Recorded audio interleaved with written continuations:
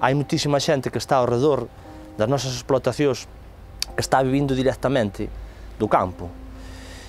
Tanto sea como transportistas, como clínicas, como laboratorios, como centros de piensos, como cooperativas, como xentes da pé, pequeno comercio.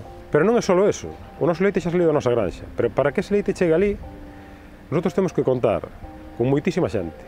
Un veterinario que atenda a clínica dos nosos animales, un veterinario que leve o tema de alimentación, un veterinario que nos fai reproducción, un técnico que nos fai os testaxes dos nosos equipos de ordeño para que todo funcione correctamente,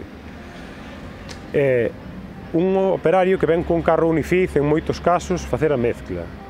Se nos vamos a unha cooperativa, administrativos, gerentes, xente despachando os produtos. Un produto de primeira calidad, que nadie se equivoque, de primeirísima calidad, porque estamos cunhas requisitos sanitarios impresionantes.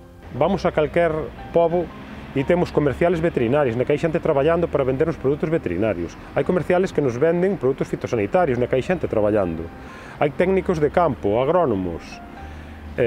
Temos xente que se dedica a vender produtos químicos en abonos, fitosanitarios para os tratamentos. Nas fábricas de pienso hai veterinarios de reproducción, hai xente que fai o pienso nesa fábrica, hai xente que ten un camión que nos lo trae a nosa granxa. Estamos falando de moitísimas persoas, non? Hai técnicos na administración que están traballando dirixíndose a nós. O sea, hai moitísimos postos de traballo que están basicamente enfocados a nós, pero que nosotros, entre os que somos, despois temos que gastar o que nosotros compramos en maquinaria. Hai xente que vende maquinaria, que está movendo diñeiro neste sector. Hai xente que vende todo tipo de produtos, roupa de traballo, botas de traballo.